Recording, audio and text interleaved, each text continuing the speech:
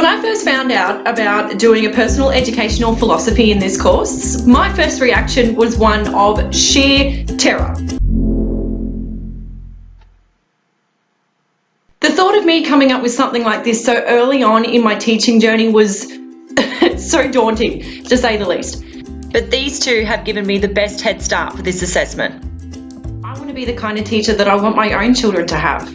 My requests of my girls' teachers will always be as simple as, I just don't want them to become assholes. Of course, you want them to acquire all of the skills that they need to do well in their working life and succeed in literacy and numeracy. But more than anything, you just want to know that they're going to be good people, they're going to be happy, and they're going to affect change. This has been the basis for my personal educational philosophy. I believe the purpose of education is to create hope, possibility, and change with a holistic focus on the overall well-being of students.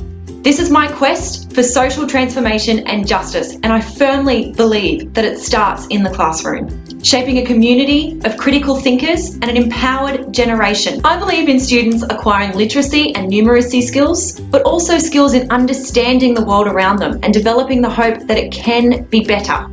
I believe this is the pathway to social justice and a world where all people are valued, included, and free.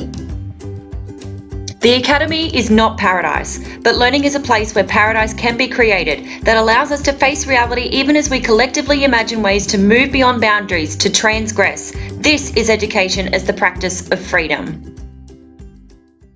But the reality of a world is a harsh one. Differences are what silence those who need to feel like they belong the most.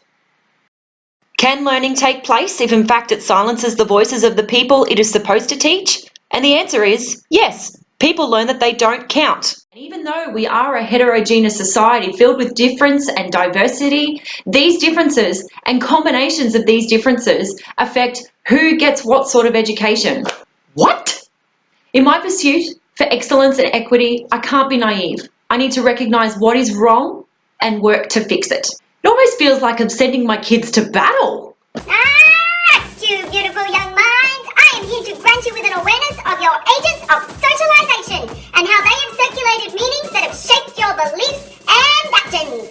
You have all come to class with a virtual backpack, your families, your life experiences, what society has voiced you can and cannot do, and what you will and will not achieve.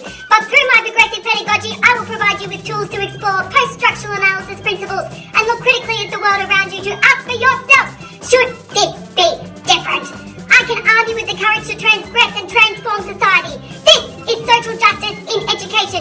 Nothing is fixed, meanings can change. I will encourage you to think beyond the mythical norms and stereotypes that society has molded for you. There is a possibility of a free society and it starts here. Are you with me?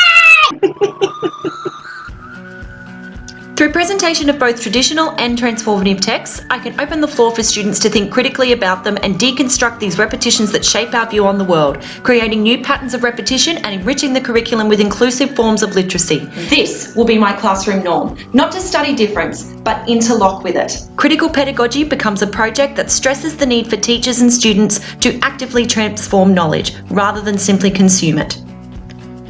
Everyone has something to contribute and we can build an equitable, inclusive and free society within a classroom setting.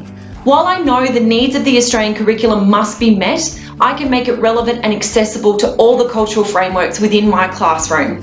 To quote Bell Hooks, I want there to be a place in the world where people can engage in one another's differences in a way that is redemptive, full of hope and possibility.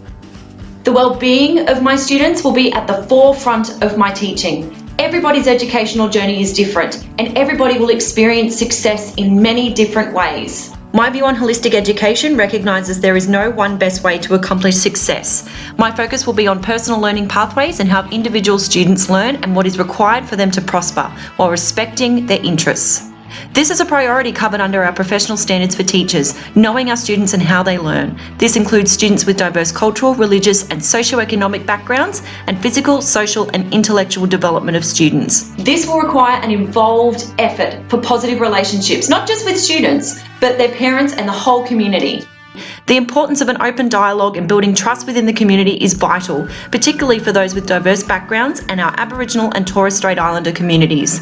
Allowing my classroom to be accessible to a variety of family backgrounds will ensure that influencing critical thinkers is a shared effort, and the possibility of a positive relationship with education can grow. I believe in the power of change, and I aim to be the change that I wish to see in the education system. And I don't mind having a little bit of fun along the way. But I know that it starts with me. This is the kind of teacher that I want for my own children. This is the kind of teacher that all children deserve.